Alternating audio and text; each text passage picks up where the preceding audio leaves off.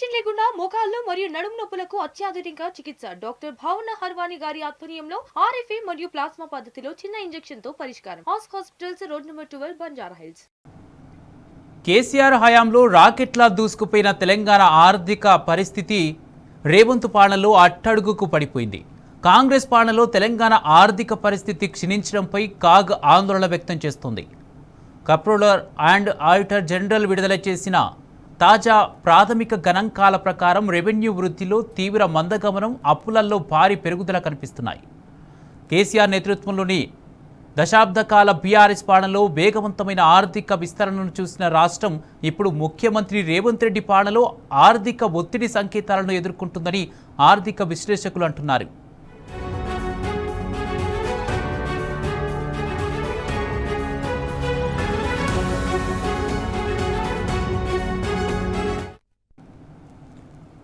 అధికారిక గణాంకాల ప్రకారం రాష్ట్రం ఏర్పడిన మొదటి సంవత్సరం 2014-2015లో తెలంగాణ రెవెన్యూ వసూళ్లు 49,779 కోట్లుగా ఉన్నాయి. 2023-24లో బీఆర్ఎస్ ప్రభుత్వ పదవీకాలం ముగిసే నాటికి ఈ సంఖ్య 1,69,089 కోట్లకు పెరిగింది. అంటే 10 ఏళ్లలో మొత్తంగా 239.67% వృద్ధిని నమోదు చేసింది. కేసీఆర్ పరిపాలనలో ఇది దాదాపు 23.9% సగటు వార్షిక వృద్ధి రేటుకు సమానం. అయితే ప్రస్తుత కాంగ్రెస్ ప్రభుత్వ హయాంలో పరిస్థితి చిన్నాభిన్నమైంది. 2025-26 ఆర్థిక సంవత్సరానికి గాను మార్చి వరకు ఉన్న అంచనాల ప్రకారం రాష్ట్ర రెవెన్యూ వసూళ్లు 1,81,810 కోట్లకు చేరుకున్నాయి. ఇది కేవలం 3.69% వార్షిక వృద్ధి రేటును మాత్రమే ప్రతిబింబిస్తోంది. ప్రస్తుత రెవెన్యూ వృద్ధి వేగం గత ప్రభుత్వ హయాంలో నమోదైన దానిలో 15% కంటే తక్కువగా ఉందని ఆర్థికవేత్తలు ఎత్తి చూపుతున్నారు.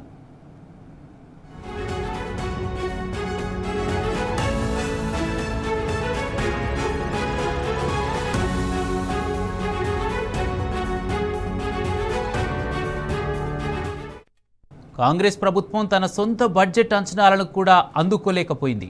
2025-26 బడ్జెట్లో రెవెన్యూ వసూళ్లను 2.29 లక్షల కోట్లుగా అంచనా వేయగా వాస్తవ వసూళ్లు మాత్రం కేవలం 79%గా మాత్రమే ఉన్నాయి.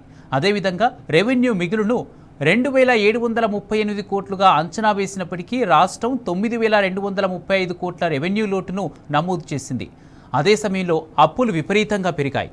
ప్రభుత్వం వాస్తవానికి 54,009 కోట్ల రుణాలను లక్ష్యంగా పెట్టుకోగా కాగ్ గణాంకాల ప్రకారం ఇప్పటికే మొత్తం అప్పులు 77,762 కోట్లకు చేరాయి. అంటే అంచనా వేసిన దానికంటే దాదాపు 44% ఎక్కువ అప్పులు చేసింది రేవంత్ సర్కార్.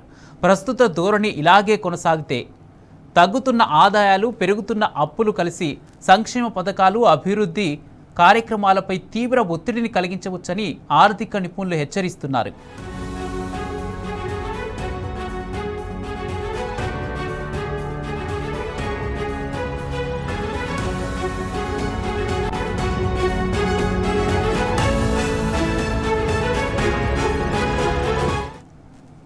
కాంగ్రెస్ ప్రభుత్వం ప్రవేశపెట్టిన బడ్జెట్ అంతా అంకెల గారడియేనని కాగ్ సాక్షిగా నిరూపితమైంది.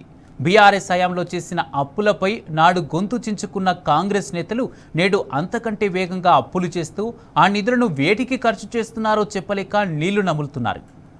ఆదాయ వనరులు క్షీణించడం, అప్పుల భారం కొండలా పెరిగిపోవడంతో కాంగ్రెస్ ఇచ్చిన 6 గ్యారంటీలు, సంక్షేమ పథకాల అమలు ప్రశ్నార్థకంగా మారింది.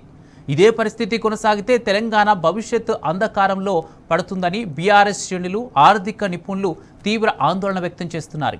10 ఏళ్ల పాటు ఎంతో క్రమశిక్షణతో కేసీఆర్ కాపాడిన తెలంగాణ ఆర్థిక వ్యవస్థ కాంగ్రెస్ మార్కు పాలనలో ఎలా కుదేలైందో కాగ్ నివేదికే అద్దం పడుతోంది.